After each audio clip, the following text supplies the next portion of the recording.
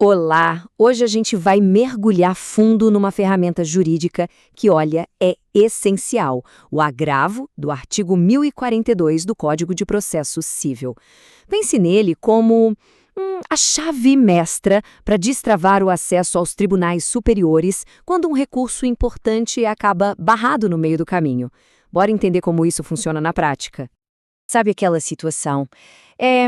É um cenário bem conhecido para quem lida com direito. Um processo que se arrasta, um recurso especial ou extraordinário preparado com todo o cuidado, pronto para ser analisado lá em Brasília.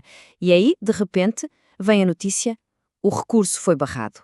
Ele nem sequer chegou ao destino final.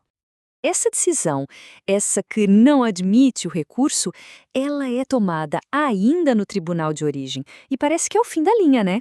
Que a discussão acabou ali. Mas será que é isso mesmo? Felizmente não. E a resposta está justamente no artigo que a gente vai destrinchar hoje.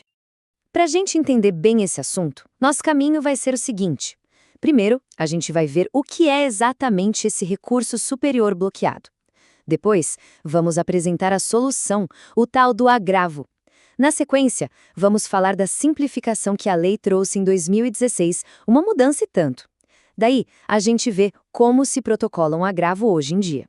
E para fechar, vamos entender como lidar com aqueles casos mais complexos de recursos conjuntos. Então vamos lá. O ponto de partida é exatamente este.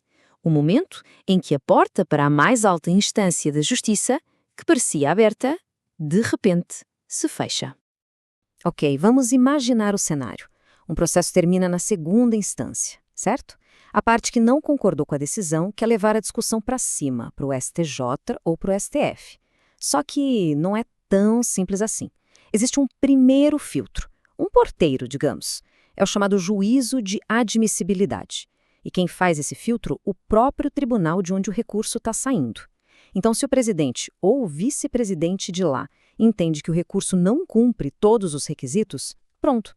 Ele é inadmitido, ou seja, em tese, ele nem sobe para Brasília. E é exatamente aí, para contestar essa decisão que barra o recurso, que entra em cena o agravo do artigo 1042. O nome formal dele é agravo em recurso especial ou agravo em recurso extraordinário. E o foco dele, olha, é cirúrgico. Ele não vai discutir de novo o mérito do caso, se a pessoa tem razão ou não. Não. O alvo dele é um só, aquela decisão que barrou a subida do recurso principal. A meta, então, é bem clara. É basicamente passar por aquele primeiro filtro, por aquele porteiro do tribunal de origem e levar a discussão sobre a admissibilidade do recurso para quem, de fato, tem a palavra final, os ministros do STJ ou do STF. Na prática, é como se o advogado dissesse para o Tribunal Superior: olha, com todo o respeito, deixa que o senhor mesmo decida se o meu recurso pode ou não ser julgado aqui. E é aqui que a história fica bem interessante, porque o agravo do 1042 nem sempre foi assim tão direto. Em 2016 veio uma lei que mudou completamente o jogo, simplificou tudo de uma forma drástica. Vamos ver o que aconteceu.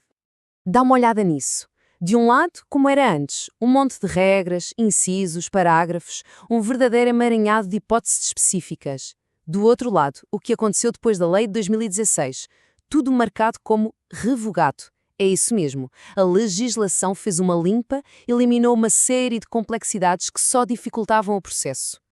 Mas por que fizeram essa limpeza toda?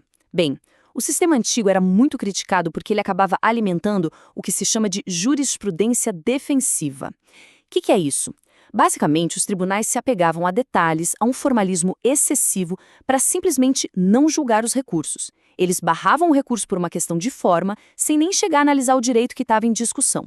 Então, a revogação de tudo aquilo foi uma tentativa clara de combater essa prática, de criar um caminho mais limpo, mais direto, para que o recurso principal chegasse de fato a ser analisado lá em cima.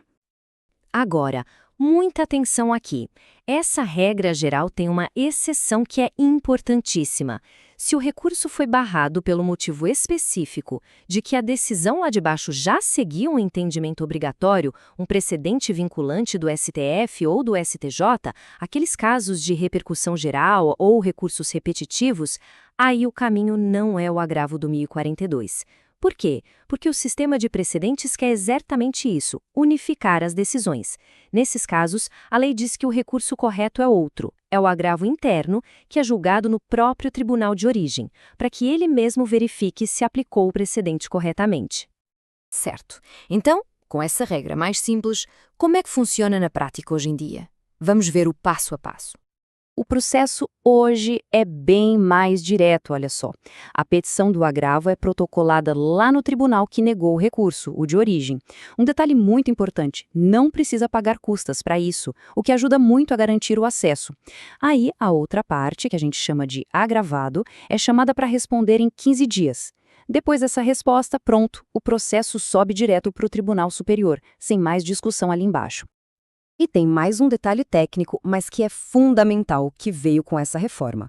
O próprio agravo agora também pode seguir a lógica do sistema de precedentes. O que isso quer dizer? Que se começarem a subir milhares de agravos discutindo a mesma coisinha, eles podem ser todos agrupados e suspensos. Aí, o tribunal julga um ou dois como casos piloto e a decisão vale para todos os outros que estavam parados. É um jeito de organizar a casa e conectar o agravo a esse sistema maior de gestão de processos. Para a gente fechar, vamos para uma situação que, nossa, costuma dar um nó na cabeça de muita gente. O que acontece quando são apresentados os dois recursos ao mesmo tempo, o especial e o extraordinário, e os dois são barrados lá na origem? A regra de ouro aqui, que está lá no parágrafo 6º, é bem direta. Para cada recurso barrado, um agravo separado. Simples assim. Não existe um agravo 2 em 1. Tem que fazer um agravo contra a decisão que barrou o recurso especial, que vai para o STJ, e um outro agravo contra a decisão que barrou o recurso extraordinário, que vai para o STF. E o caminho que esse processo vai seguir é bem curioso. Se só um dos agravos for feito, ele vai direto para o tribunal certo, STJ ou STF. Agora, se os dois agravos forem protocolados, atenção, o processo inteiro vai primeiro para o STJ. O STJ vai analisar o agravo dele e, se passar, vai julgar o recurso especial. Só depois que o STJ terminar tudo o que tinha para fazer é que o processo sobe para o STF. Aí sim o Supremo vai olhar o agravo do recurso extraordinário. É uma espécie de fila, primeiro um, depois o outro, para organizar o julgamento e evitar decisões bagunçadas.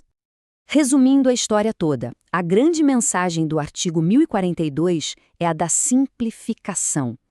A reforma do Código tentou criar um caminho mais limpo, sabe, tirar da frente aqueles obstáculos e aquelas armadilhas processuais.